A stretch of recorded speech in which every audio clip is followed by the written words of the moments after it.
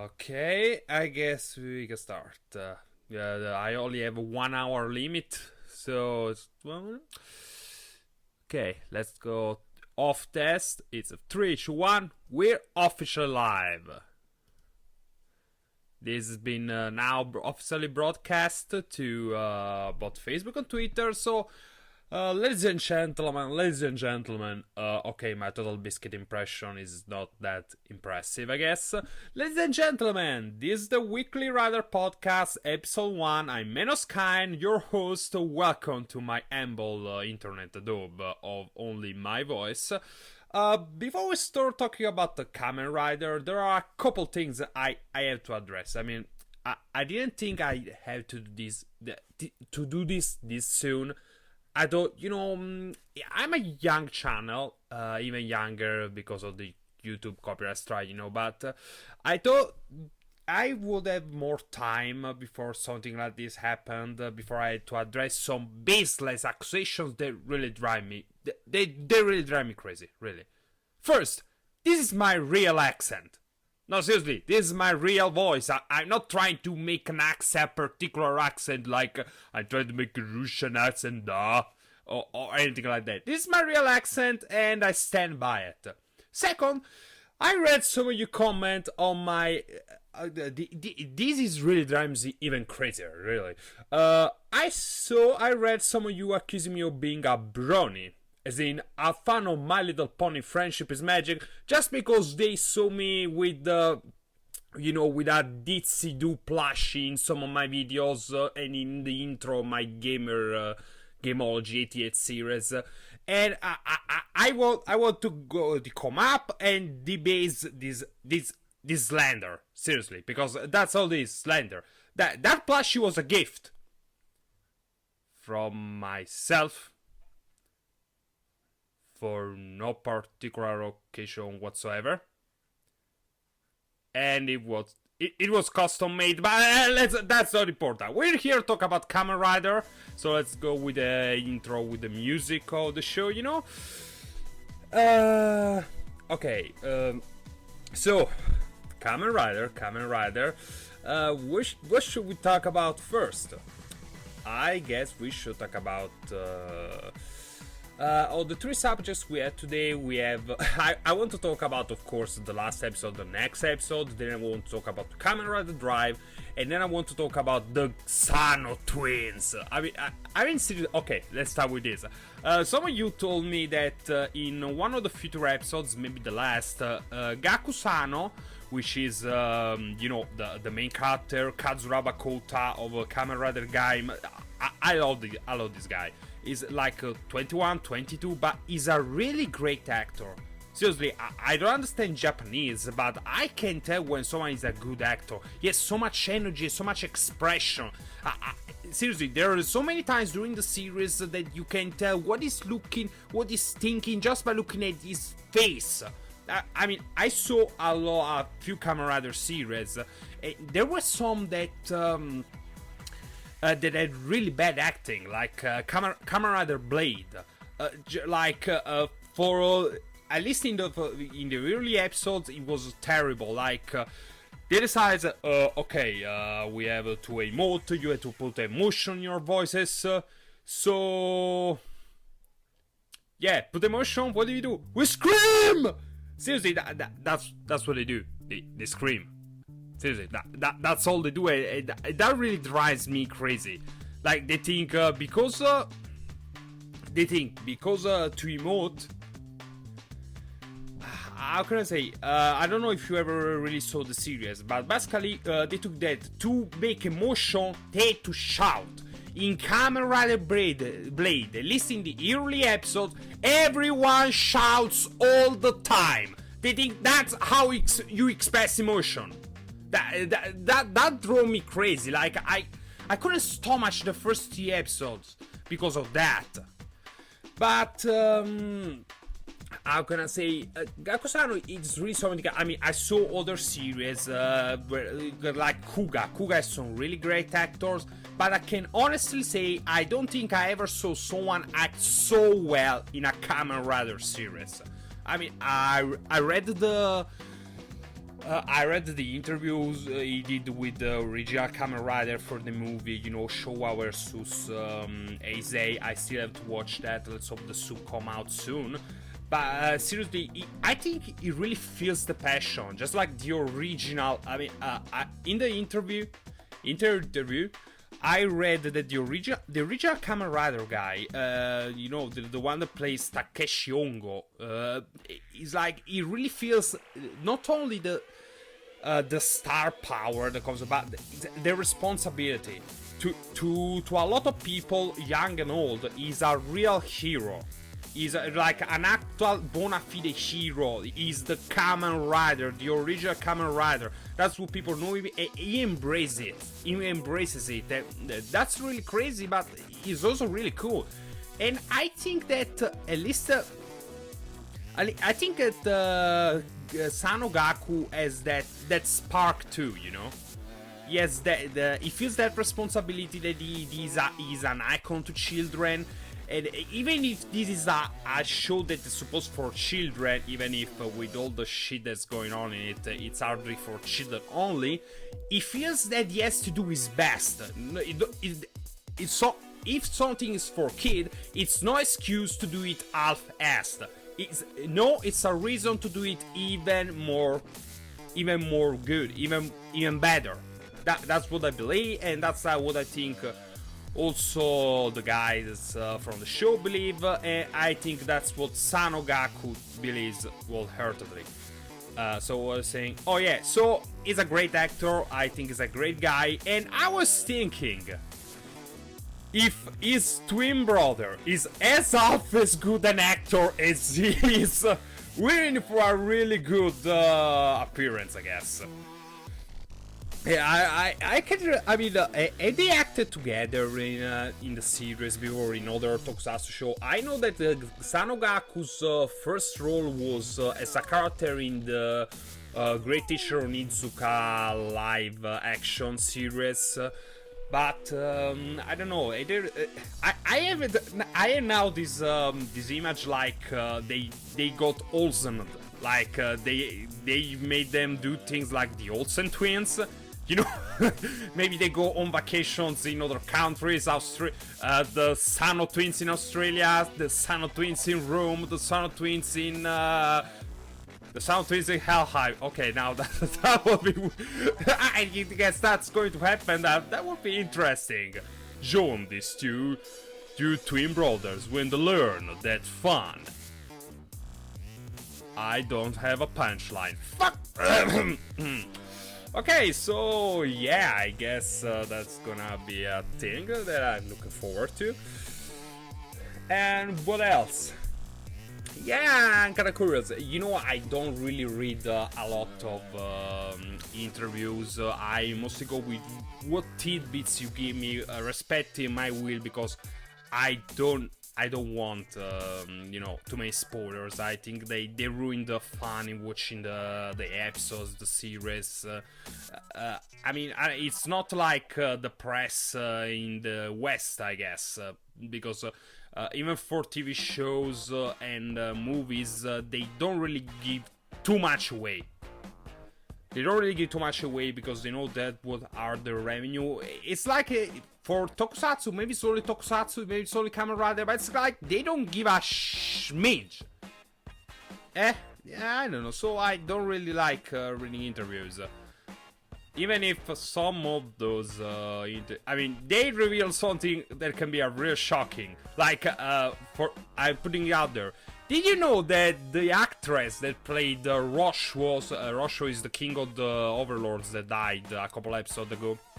Did you know that the actress that played his wife is, in real life, the wife of the actor that plays Oren, Kamen Rider Bravo, the patissier guy, the charmant guy, the Montreal,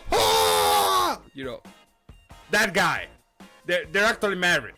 I mean, that's kind of crazy if you think about it. I mean, wow. So, okay. What were we saying? So, the Sano twins, looking forward to that. Now, the second part. the last two episodes. I mean, the episode that we saw last Sunday and the episode for next Sunday. Kota is dead.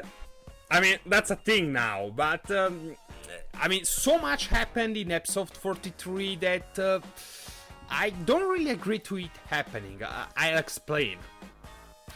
When you put too many things into big things into one episode, some tend to be weaker or to look even weaker compared to, you know, too weak compared to the others in the same episode. Like in one episode we had Kota dying to get the hell fruit of Mitsuzane, sacrificing himself, you know.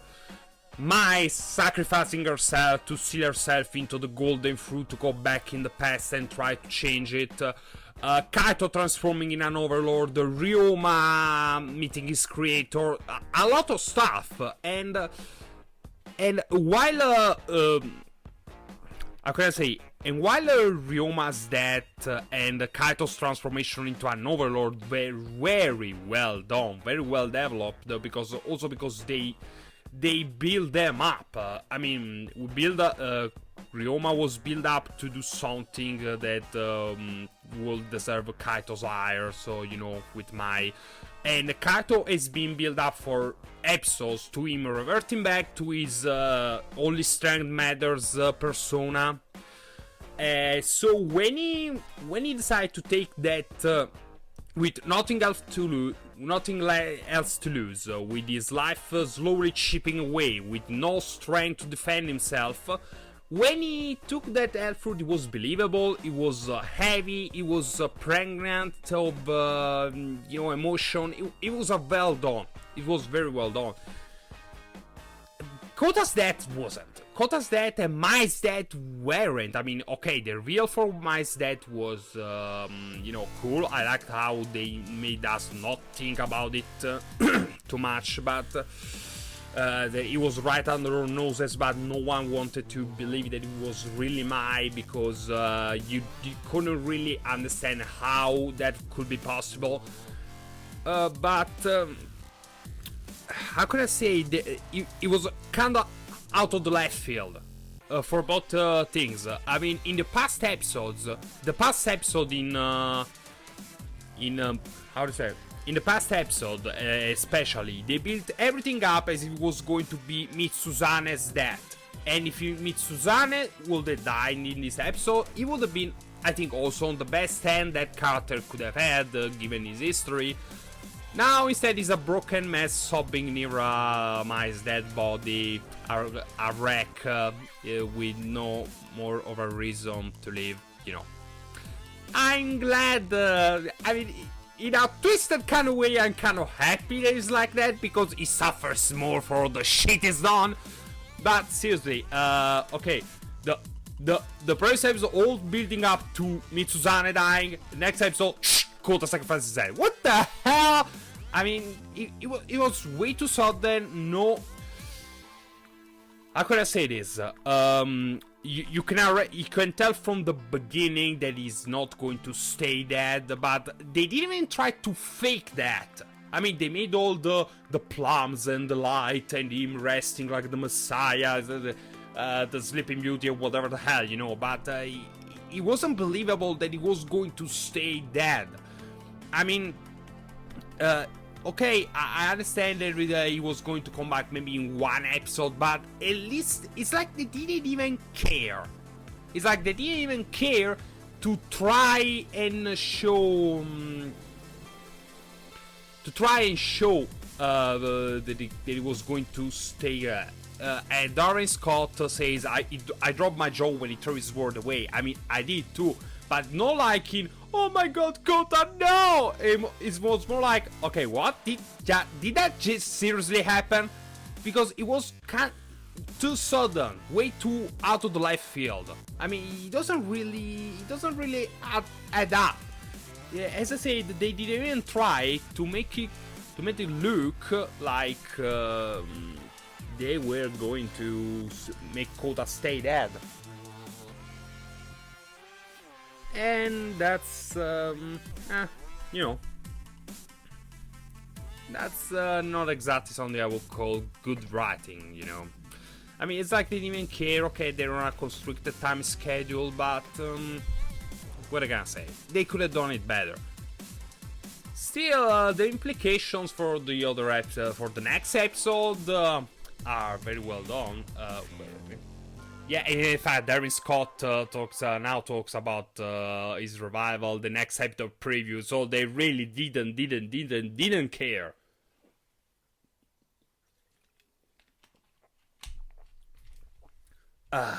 Sorry about that. I needed some water, you know.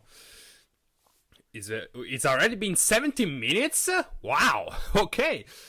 What can I say? The next point, the next episode let's talk about the next episode preview. As we've seen, we'll see. You know what reminded me of? It kind of reminded me of Akira, the manga, not the anime, or the anime movie. The anime movie is good, but if you, okay, even if you saw the anime movie of Akira, even if you saw the anime movie of Akira, go and read the manga. Go and read the manga. It's 10 times better. It's way more immersive. The ending still doesn't really kinda make sense, but it's a really good read. And it we have like in a destroyed Tokyo. There's Tetsuo. That's an overlord. You know, an overlord is basically an overlord. He's ruling with an iron fist. And seeing the preview for the next episode kind of reminded me of that. You know, with Kaito imposing his law, he wants to destroy the world. Only the strong will survive, and he will have Mai and the world. So, you know what I mean? Bart Kira, what the hell is that? Super Guide 0009. I'm talking to you. What's Bart Kira?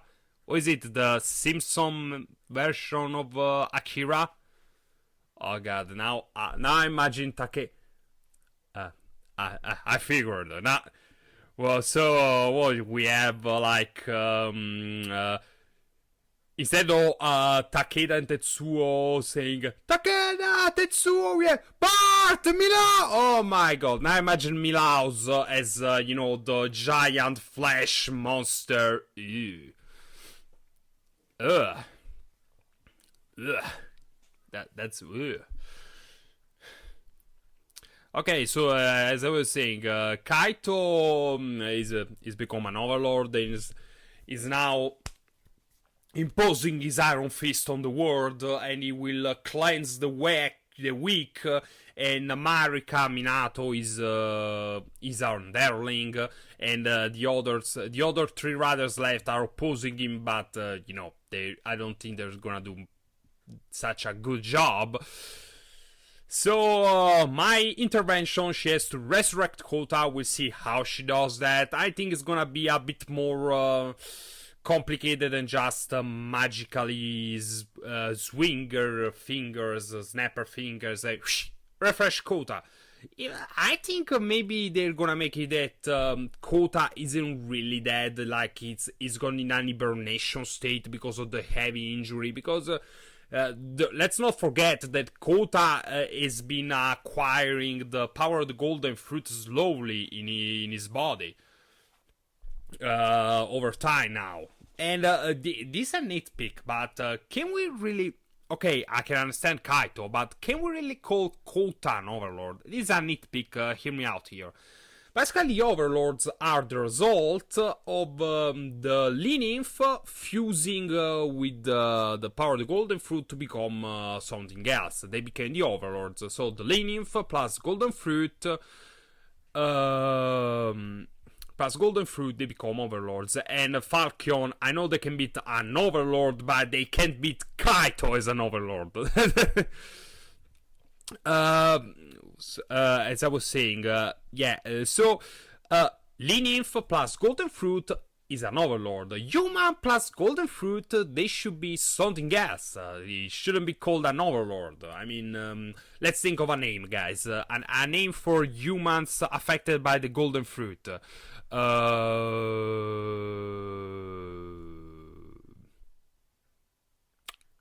leaders. I don't know. Just this harder than it is. Okay. The first, yeah, the leader. Masters! I like that function. The Masters! Instead of the order of the Masters. I really like that. Master, Falcon. Masters of what? Are you suggesting that, Wait, okay, now I had this weird image of Grey School also being affected by Helheim. Like, you know, He-Man and the others all live in a world destroyed by Helheim. Okay. Yes, my mind goes to very weird places every now and then, and now I can get the damn theme song out of my head. Oh my god. Okay, let's go to Kamen Rider, Kamen Rider kick, He-Man kick, Kamen Rider. Kamen Rider. So we'll see what happens when Kota comes back. I think it's gonna be more of... I don't know, I also love comics. I don't know if you ever read the comics about the death of Superman. In that case, it was his father, Papa Kent, which I remind you that Man of Steel butchered! I hate Man of Steel because there is one thing that most people don't understand. Clark Kent, Superman, let me go on a little tangent here, very quick. What people don't understand is that Superman is a good guy because he was raised by the Kents.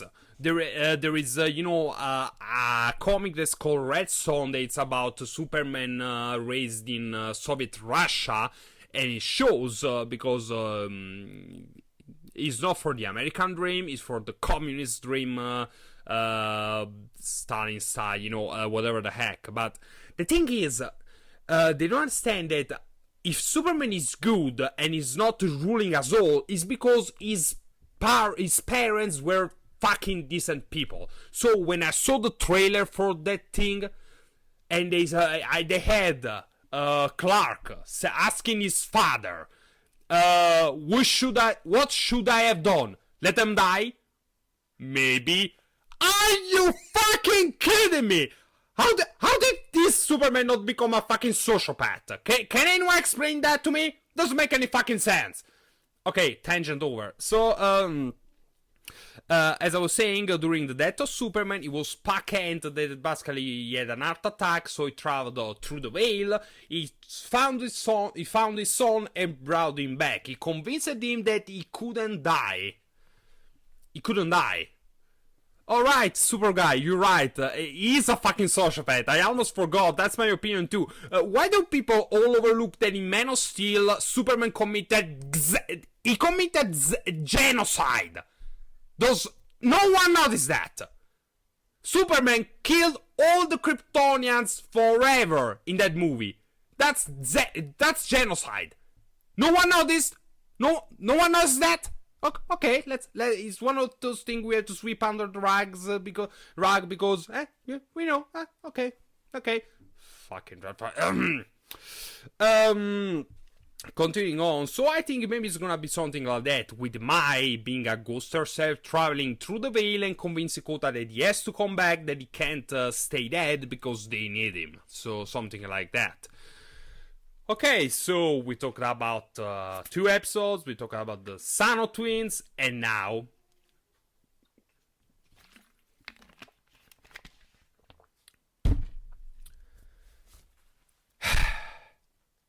that fucking tire. Am I right? Or am I right? I mean... Okay, newsflash for those who haven't followed the comments or haven't really, heard about Drive yet, the next series. I saw the image. Okay, first of all, the first thing I saw was the image of the costume, and I really like it. I mean, it wasn't that... Spiderwing, I'm gonna do a Badoon Tish for you here, live. Badoon Tish. Better? Okay, so as I was saying, I really like the costume, the colors, the design, except for that fucking tire, like it was a fucking sash, across the fucking chest. That's really distracting. It's like it's not even like it wasn't like a tire, but it was flat on his chest, just like a black line. That would make it really cool. But no, you can see it's a fucking tire. It's like he put across his shoulder like it's a fucking a handbag. That's what. So yeah, like Falcon says, it seems like it was added onto the costume without thinking about it, and that really drives me crazy. So the costume is a bit ridiculous, but moving on. The thing is, I read that from the name Drive, when I first heard the name Drive, I thought it was going to be maybe about the internet, a computer-based Kamen Rider, because Drive, flash drive. I thought about those kind of things, but instead I think it's gonna be a Kamen Rider based around vehicles, because we heard that he's based around a car, and he has a rival that he is gonna go with a motorcycle, but I guess probably gonna get other vehicles. We're gonna get other riders. We're gonna get riders based on vehicles, maybe aircrafts, boats. Toei, in case you're listening, you do know I was joking when I said riders transform and roll out, And no, Falcon, I don't think they're actually gonna ride things. I think they're just gonna wear them, like Transformers. They're gonna be basically Transformers that don't transform. And here's the thing, okay, from what I can get, it's been years since we actually seen riders riding things like the motorbike is gonna be. It was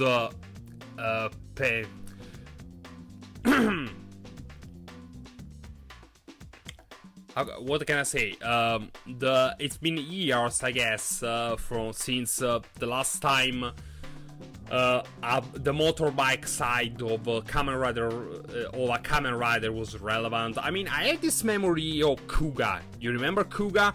Remember the Tri Chaser 2000? Do you remember Goram? Fucking Goram! Oh my god! I don't think I ever. I mean, he was fucking alive. That was his partner. He was a fucking suit of armor that could transform his bike into an elephant, a massive, ginormous ride of doom. I mean, that thing was fucking cool.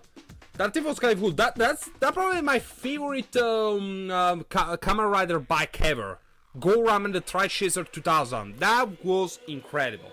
So W had an awesome bike. Okay, but I didn't see those yet. But I ask you this: did he have personality? Did he have a character? Because that was the Tri Goram. That was he had personality. It's like he was a character. Its appearance was built up to. They had episodes, just making it appear, and then other two making it to see what it could do. He had a personality, a story, a name. Also, it was a girl, so Kuga had a girl partner, so that was cool. So yeah, very unique, but I see, I guess. For now, Goran was incredible, but here's the thing. Okay, so you have, even if they're not gonna ride them around a lot, you have finally a Kamen Rider series where everyone has a vehicle. The vehicles are integral to their team. It's a Kamen Rider series based around vehicles. Here's my question: why the fuck isn't the main character the one with the bike? Why is he the one with the car? I mean, that was a good occasion. I mean, maybe to reinforce, to call back, to make them see again. Okay, they're called Kamen Riders because they were masked and they come in to say that they're riding a fucking motorbike. But no, The one riding the motorbike is the rival. The main one is riding a car. From what I read in the comments, is a car nut. What the actual fuck? Seriously, what brought about that decision? That's kind of strange, isn't it? So the director said Drive will never ride a bike. I don't get it, wants it like that. Jesus Christ, what does it... Does this guy have something against motorbikes, against rider bikes? I mean, that's crazy. That's crazy. Kamen Rider, I mean, it's part of his identity. Part of the identity is mask. He wears a mask, he looks like a grasshopper, an insect, whatever, and he rides a motorbike. You have an occasion, yeah, sorry, fuck you. You have a Kamen Rider series based around vehicles, and you decide that you don't want the main rider being the one riding the motorbike. What the flying fuck? Seriously, why? He never... Why? Why cars? Cars are not cool for entrances. Cars are good for, chase scenes, but a la Jason Bourne. They're not for good entrances. They're for... I can't remember for the life of me a single movie, a single instance where a car was used for an entrance. For a good entrance, for a cool entrance, okay? So there is the goals and arrive on this car, no. The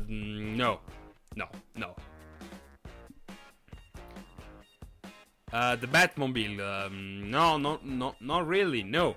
Even the Batmobile is not for good entrances.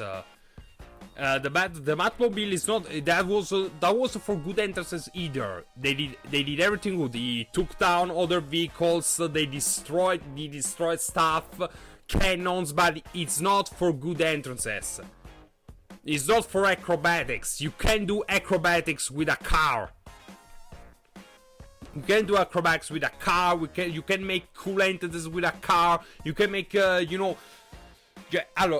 The thing is. When I think of a Kamen Rider, here's what I think. I think this guy coming in from the horizon, a little spot coming closer and closer, riding his motorbike.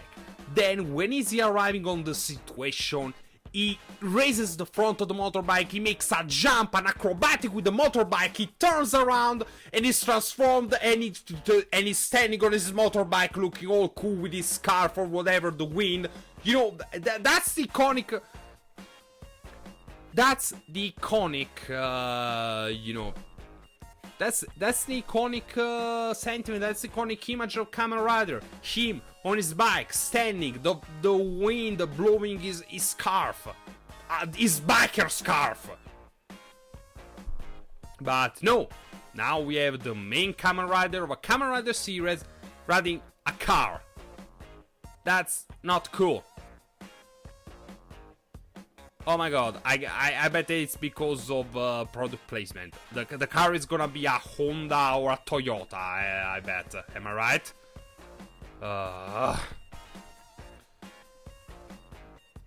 Yeah, you see, good, thank you. Thank you, Falcon. Thank you, Falcon. That's very interesting. See, the bike wasn't integral just to make it look cool. He needed the bike to transform. That was part of his powers. Without the bike, there is no Kamen Rider. That's always what's been. I mean, I guess you could say it's a nitpick because it's not like that. Just because he rides a car, it's instead of a bike, it's gonna be. Yeah, it should be like an extension, super guy. It's not like. I mean, Kamen Rider Gaim was a series of riders themed around fruit. I don't know if you follow me that far back, but you remember the first time I saw Kota transform. I mean, I was, what? A fruit-based Kamen Rider? That was my exact reaction.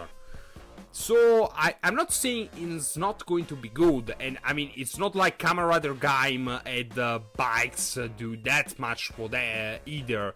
They just showed him like 3-4 times.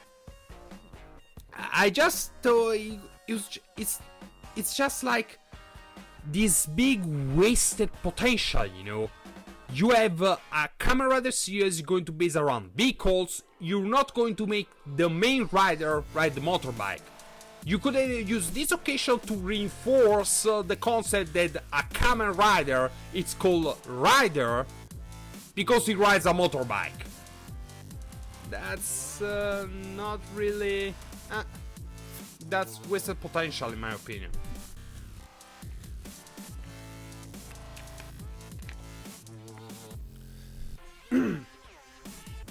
So yeah, we'll see what happens. It comes...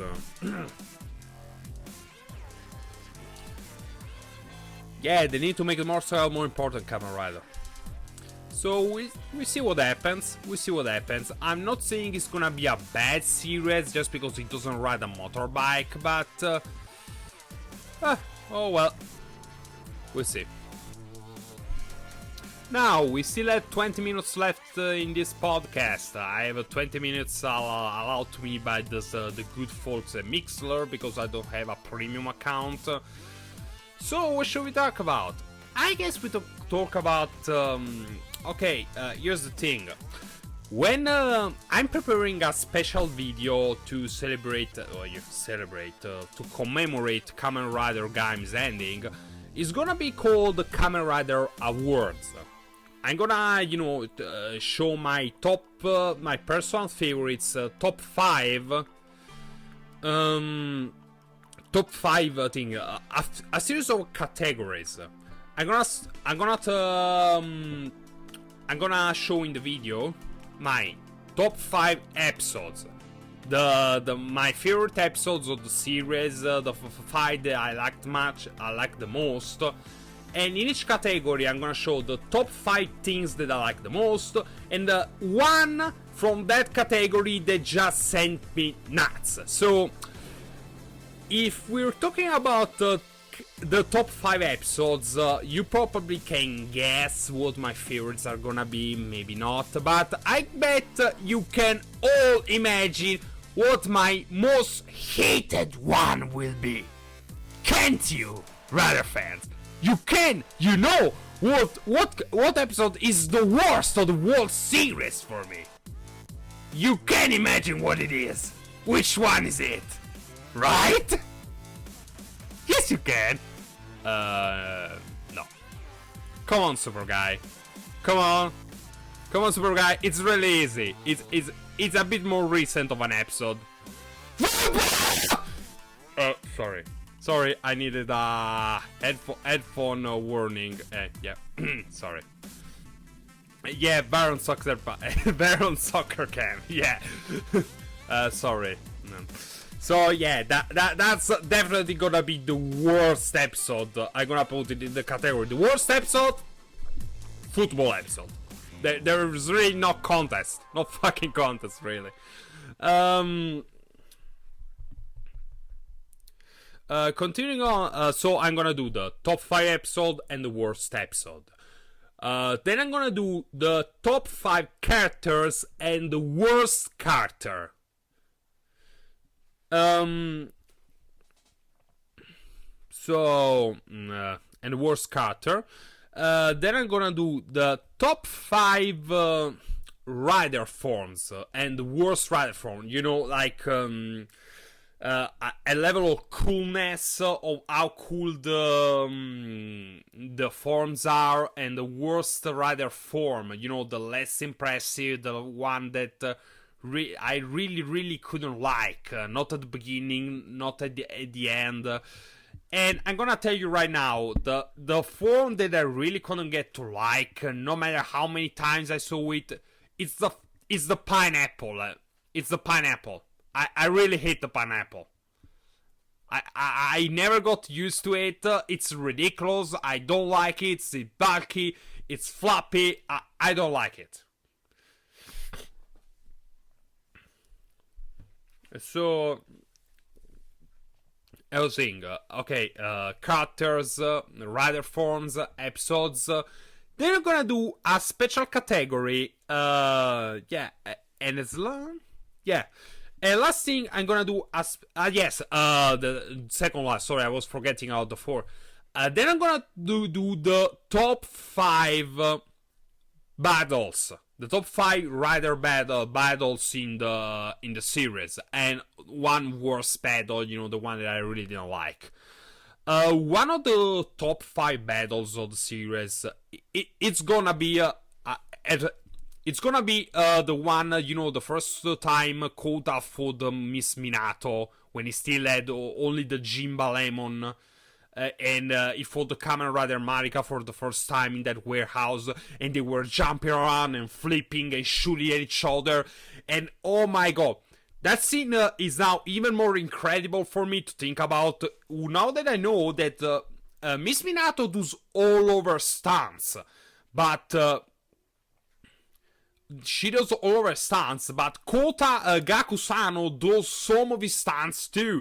So, and I guess that's another reason why I really like Kota, I really like Kamen Rider Gaim, because you can see Kota in the suit, The difference, let's say make a difference with Kuga.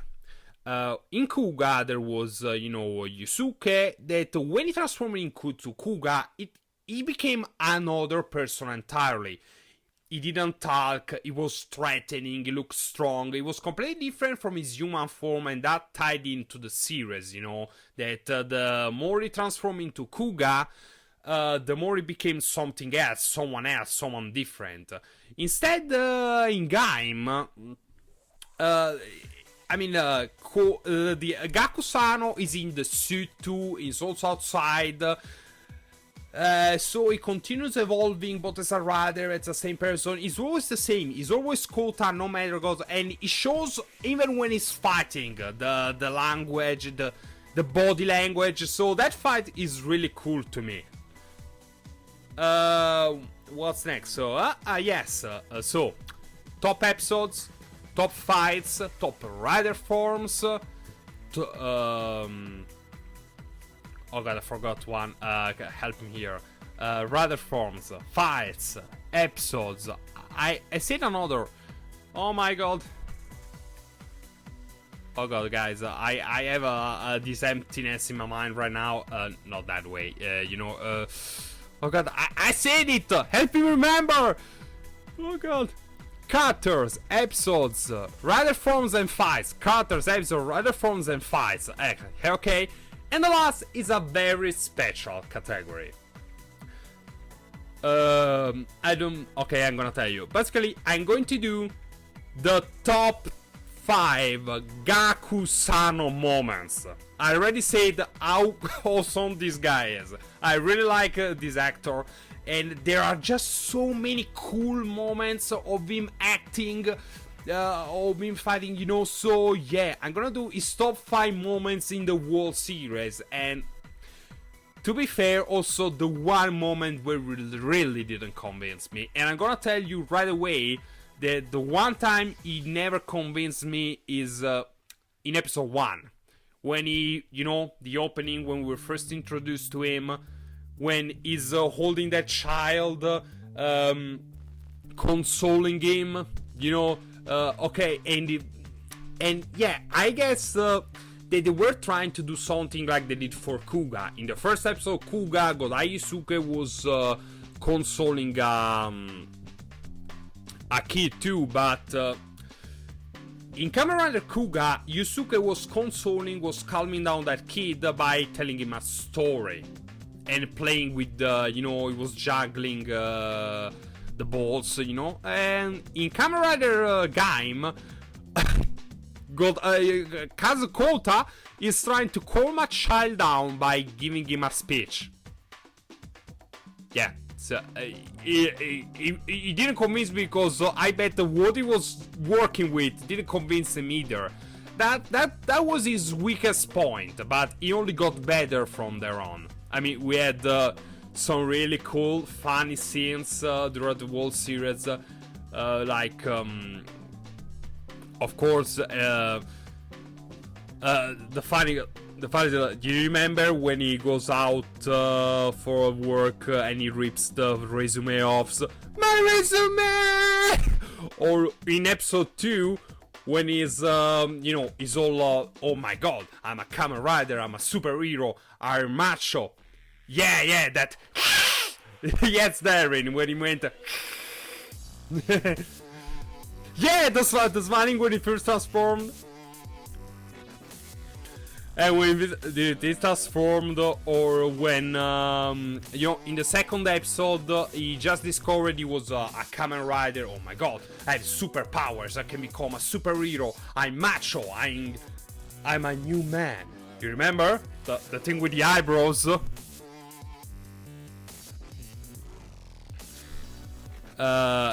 one in the thing with the eyebrows when he goes to do his scary shop job.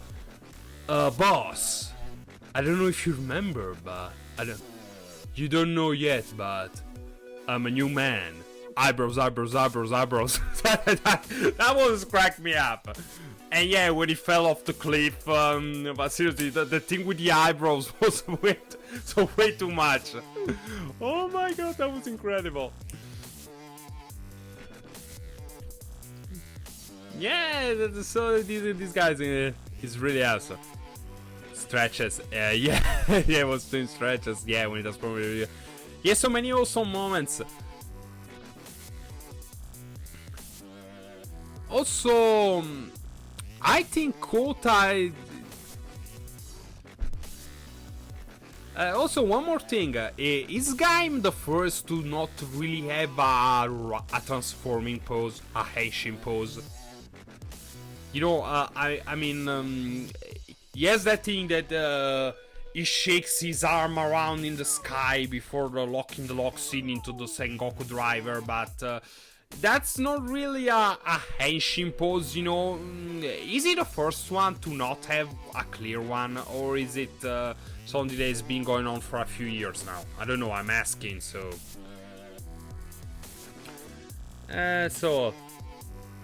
Can I add more a catchphrase than a pose? His pose remains for decades or doubles poses. Tension pose. The thing about protecting Hope. But I haven't seen Wizard. But I read about it at that series catching a lot of flack. Like, it's not really considered one of the best Kamen Rider series. So, I mean, is it really that bad? The first time I heard the name, very empty. Just very empty. Okay, okay, so now I can understand what if I had to tell the truth, the very first time I heard about Kamen Rider Wizard, this is a fun story. I was originally going to start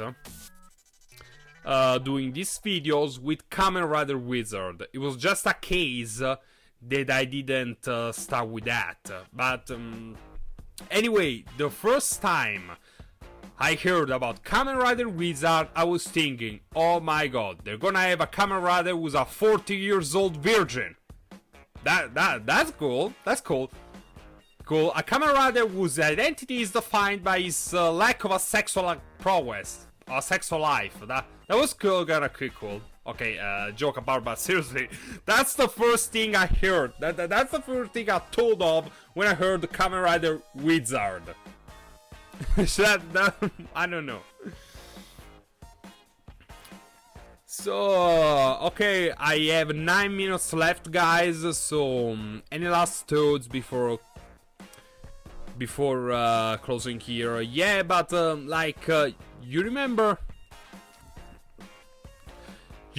the how do I say this? You remember the episode about Hope with Mitsuzane talking about Hope, that it was a disease and stuff, And basically, the very first comment I read on Easier Subs, in this episode, the Kamen Rider Gaim with a single episode gives a better understanding of Hope than the whole Kamen Rider Wizard series.